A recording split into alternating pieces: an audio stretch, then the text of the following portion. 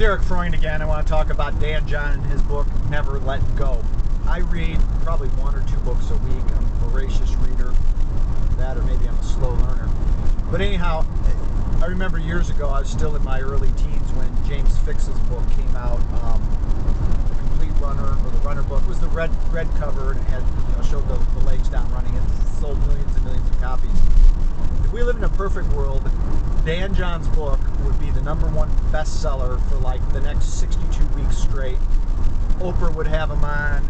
Dr. Phil would have him on, although I'd really like to see him body slam Dr. Phil. Man, talk about a guy who, well, I'm not saying he's a bad guy or anything like this, but he's full of beans.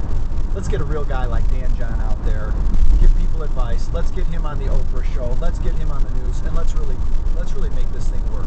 I don't honestly think Dan John's, that's his ambition, but you know what? I think the world would be a better place to do there. Another thing, you know what? I'm going to talk about another story about his message about his brothers, about I want to be that guy. So keep watching these videos, and I'll tell you about that. I won't do it justice. You got to read the book, but I'll tell you about when Dan was 9 years old and the story about his brother.